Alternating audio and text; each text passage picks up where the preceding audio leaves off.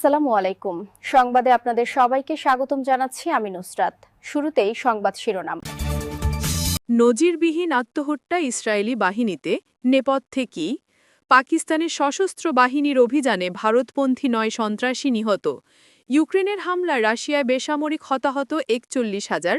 রাতভর পাকিস্তান আফগানিস্তান সীমান্তে গোলাগুলি, নিহত ৪। দর্শক, এতক্ষণ শুনছিলেন সংবাদ শিরোনাম। এখন বিস্তারিত। আপনি যদি ইসরায়েলের ধ্বংস চেয়ে থাকেন তাহলে চ্যানেলটি সাবস্ক্রাইব করে দিবেন এবং ভিডিওতে লাইক করে আপনার মূল্যবান মতামত কমেন্টে লিখে জানিয়ে দিবেন। এখন বিস্তারিত। ফিলিস্তিনের অবরুদ্ধ গাজায় যুদ্ধ শুরুর পর থেকেই ইসরায়েলি সেনাবাহিনীতে আত্মহত্যার হার নজিরবিহীনভাবে বেড়েছে। ইসরায়েলি সামরিক বাহিনীর প্রকাশিত সর্বশেষ সরকারি তথ্যে এই উদ্বেগজনক চিত্র উঠে এসেছে। খবর বার্তা সংস্থা মেহেরের। ইসরায়েলি সামরিক বাহিনীর প্রকাশিত অফিসিয়াল রিপোর্ট অনুযায়ী ২০২৩ সালের ৭ অক্টোবর গাজায় যুদ্ধ শুরু হওয়ার পর থেকেই সেনা সদস্যদের মধ্যে আত্মহত্যার সংখ্যা বৃদ্ধি পেয়েছে ভয়াবহভাবে। ফিলিস্তিনি তথ্যকেন্দ্র জানায়, চলমান যুদ্ধজনিত তীব্র মানসিক চাপকেই এই আত্মহত্যা বৃদ্ধির প্রধান কারণ হিসেবে দেখা হচ্ছে। সরকারি পরিসংখ্যান অনুযায়ী ২০২৩ সালের ৭ অক্টোবর থেকে বছরের শেষ পর্যন্ত ৭ জন সক্রিয় ইসরায়েলি সেনা আত্মহত্যা করেন। ২০২৪ সালে আত্মহত্যার ঘটনা আরও বেড়ে দাঁড়ায় মোট ২১ জনে এবং ২০২৫ সালের শুরু থেকে এ পর্যন্ত অন্তত আরও ২০ জন সেনা আত্মহত্যা করেছেন। এই তথ্য বিশ্লেষণ করে দেখা যাচ্ছে, যুদ্ধের আগে প্রতি বছর গড়ে দেশটির সেনাবাহিনীতে আত্মহত্যার সংখ্যা ছিল প্রায় ১২ জন, কিন্তু বর্তমান পরিস্থিতিতে সেই হার প্রায় দ্বিগুণে পৌঁছেছে। গাজা যুদ্ধ দীর্ঘায়িত হওয়া, যুদ্ধক্ষেত্রে ভয়াবহ অভিজ্ঞতা, লাগাতার সহিংসতা এবং মানসিক আঘাতের কারণে সেনাদের মধ্যে মারাত্মক মানসিক চাপ তৈরি হচ্ছে বলে মনে করা হচ্ছে। পাকিস্তানের খাইবার পাখতুনখোয়ার ট্যাঙ্ক ও লাকি মারওয়াত জেলায় ভারতীয় মদতপুষ্ট ৯ জন সন্ত্রাসীকে হত্যা করেছে দেশটির সশস্ত্র বাহিনী। শনিবার ৬ ডিসেম্বর এ তথ্য জানিয়েছে আন্তঃবাহিনী জনসংযোগ পরিদপ্তর বা আইএসপিআর। খবর জিও নিউজের। আইএসপিআরের সংবাদ বিজ্ঞপ্তিকে বলা হয়, গত ৫ ডিসেম্বর সন্ত্রাসীদের উপস্থিতির খবরের ভিত্তিতে ট্যাঙ্ক ও লাকি মারওয়াতে পৃথক অভিযান চালানো হয়। আইএসপিআর জানায়, ট্যাঙ্ক জেলায় নিরাপত্তা বাহিনী সন্ত্রাসীদের আস্তানায় হামলা চালায় এবং ৭ জনকে হত্যা করে। আর লাকি মারওয়াতের অভিযানে আরও ২ সন্ত্রাসী নিহত হন। বিজ্ঞপ্তিতে আরও বলা হয়, নিহত সন্ত্রাসীদের কাছ থেকে অস্ত্র ও গোলাবারুদ উদ্ধার করা হয়েছে। তারা নিরাপত্তা বাহিনী, আইন শৃঙ্খলা রক্ষাকারী সংস্থা এবং বেসামরিক নাগরিকদের বিরুদ্ধে একাধিক সন্ত্রাসী কর্মকাণ্ডে সক্রিয় ছিল। আইএসপিআর জানায়, ওই এলাকায় সম্ভাব্য অন্যান্য ভারতীয় মদতপুষ্ট সন্ত্রাসীর উপস্থিতি নির্মূল করতে স্যানিটাইজেশন অভিযান চলছে।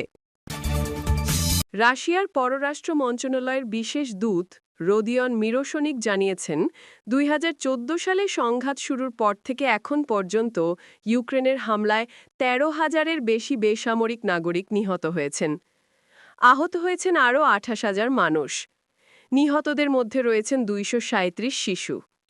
শনিবার রাশিয়ার রাষ্ট্রীয় বার্তা সংস্থা রিয়া নোভোস্তিকে দেওয়া এক সাক্ষাৎকারে মিরোশনিক বলেন, ২০১৪ সালে সংঘাত শুরুর পর থেকে বেসামরিক হতাহতের সংখ্যা ৪১,০০০-এ পৌঁছেছে।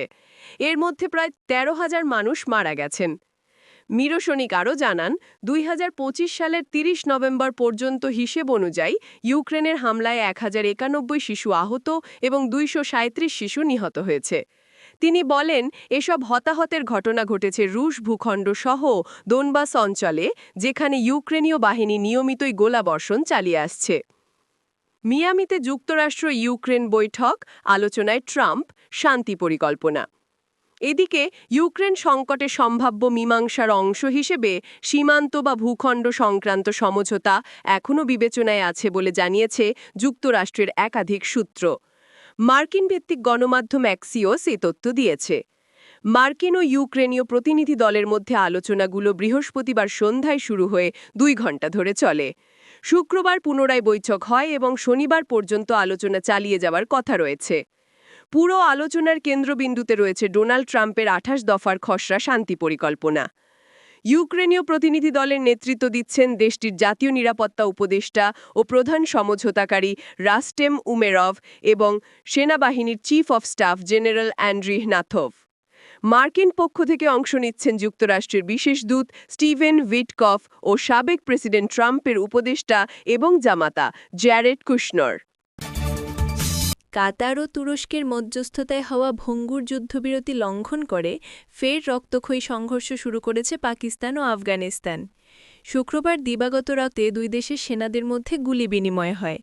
এতে 4 জন বেসামরিক নাগরিক নিহত হয়েছেন বলে জানিয়েছে আফগানিস্তান কর্তৃপক্ষ। 2574 কিলোমিটার দীর্ঘ সীমান্তরেখা বরাবর অবস্থিত আফগানিস্তানের শহর স্পিন বোলদাক থেকে বাসিন্দারা সারা রাত ধরে পালিয়ে গেছেন। কান্দাহার শহরের একটি মেডিকেল সূত্র বিবিসি পশতুকে জানিয়েছে, স্থানীয় হাসপাতাল 4 জনের মরদেহ গ্রহণ করেছে। অন্যদিকে পাকিস্তানের দিক থেকে 3 জনের আহত হওয়ার খবর পাওয়া গেছে। উভয় পক্ষই রাতভর 4 ঘণ্টার এই সংঘর্ষের কথা নিশ্চিত করেছে। তবে কে প্রথমে গুলি চালায় তা নিয়ে চলছে পাল্টাপাল্টি দোষারোপ। পাকিস্তানের প্রধানমন্ত্রী শাহবাজ শরীফের মুখপাত্র মোশাররফ জাইদি তালেবানকে বিনা উস্কানিতে গুলিবর্ষণের জন্য অভিযুক্ত করেছেন। এক বিবৃতিতে তিনি বলেন, আমাদের সশস্ত্র বাহিনী তাৎক্ষণিক উপযুক্ত এবং তীব্র জবাব দিয়েছে। পাকিস্তান তার আঞ্চলিক অখণ্ডতা ও নাগরিকের নিরাপত্তা নিশ্চিত করতে সম্পূর্ণ সতর্ক এবং প্রতিশ্রুতিবদ্ধ।